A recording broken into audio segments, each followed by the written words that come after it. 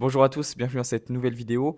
Un aliment en particulier peut te faire relancer la perte de poids, peut te la faire débloquer, peut te la créer ou peut même te faire accélérer tes résultats en perte de graisse. A l'inverse, s'il est consommé en excès ou mal contrôlé, il pourrait soit annuler tous tes efforts en perte de poids et voire même te faire prendre du poids. Il y a un aliment comme ça.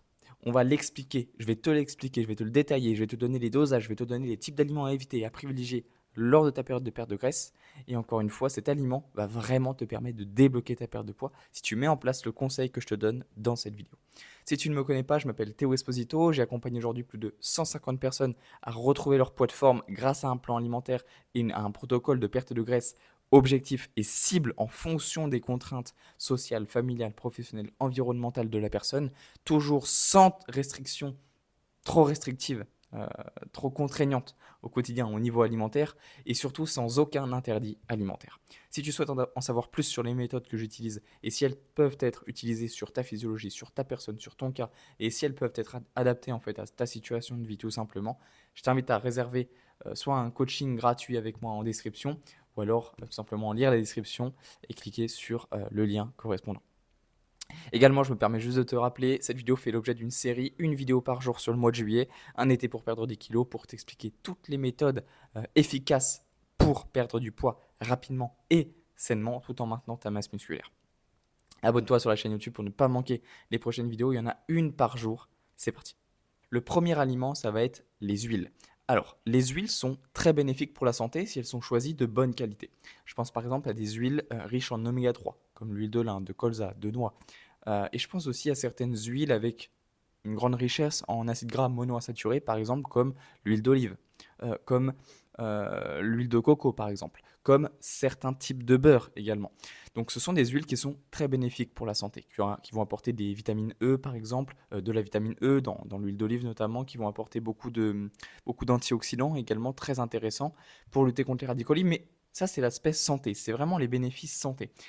Et comme je le dis souvent dans mes vidéos, lorsqu'on a un objectif de perte de graisse, on n'est pas toujours dans l'optique santé, vitalité en priorité. Dans le sens où on peut vraiment aller se complémenter avec des oméga 3, avec de la vitamine E, avec des antioxydants, etc.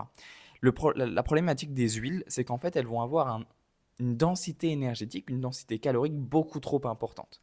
Et ce que ça va causer en fait dans l'assiette, c'est que pour une cuillère à soupe d'huile d'olive, ton niveau de satiété va être très très très très très faible, pour ne pas dire totalement inexistant.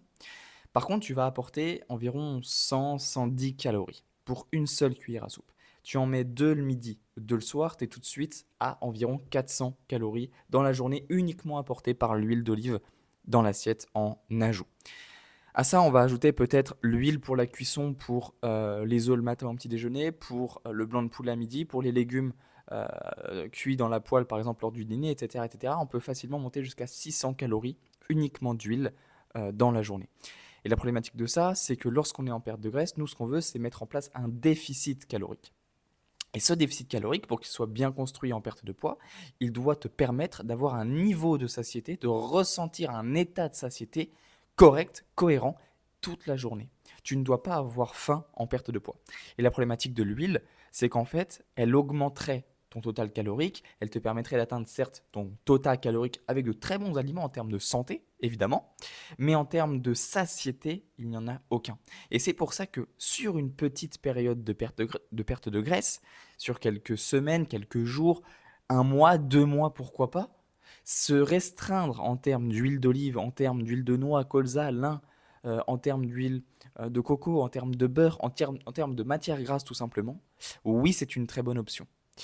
Je vais vraiment te conseiller en termes de dosage d'être au minimum possible et de te fier uniquement et de te restreindre, on va dire, uniquement aux apports d'huile, on va dire de lipides, présents au sein des aliments que tu vas consommer. Comme par exemple une petite portion de saumon, comme par exemple certains légumes où il y aura des traces, des résidus de lipides dedans. Si tu consommes certains produits animaux, style un steak haché, une viande rouge à 5% de matière grasse, tu auras un petit peu de lipides à l'intérieur, un petit peu de matière grasse.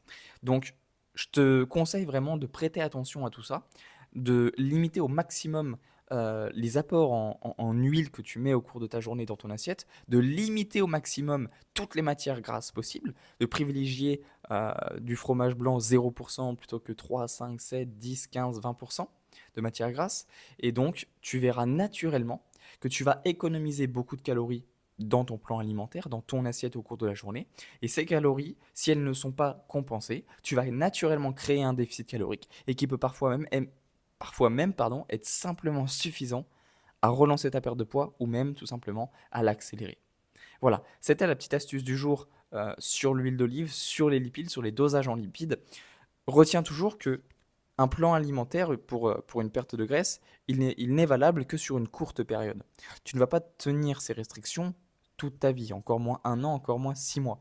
L'objectif, c'est que sur quelques jours par semaine, on va dire 5, 6, 6 jours par semaine, ou alors 6 jours par semaine plus 2 repas, et tu as un repas par semaine où il y aura un peu plus de liberté potentiellement, tu vas te restreindre à ça.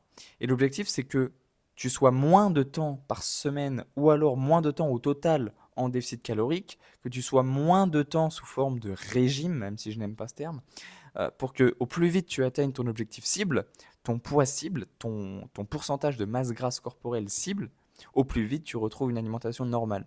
Donc moi, c'est ma vision des choses, c'est mon conseil, et c'est ce qui, auprès de toutes les personnes que j'ai accompagnées, fonctionne le mieux honnêtement. Donc, fais-moi un retour d'expérience dans les commentaires si tu mets en place ce conseil, ça m'intéresse vraiment. Et dans tous les cas, je peux t'assurer que ce conseil fonctionnera sur toi, comme il a fonctionné sur plus de 150 personnes que j'ai accompagnées aujourd'hui. C'était Théo pour une vidéo sur les lipides. On se retrouve demain pour une nouvelle vidéo. La prochaine, comme d'habitude, une vidéo par jour pendant 30 jours sur tout ce mois de juillet. N'hésite surtout pas à me poser tes questions en commentaire, à me dire ce que tu penses, à me proposer ton point de vue qui peut être également intéressant. Je te dis à demain pour une prochaine vidéo. C'était Théo. Ciao, ciao.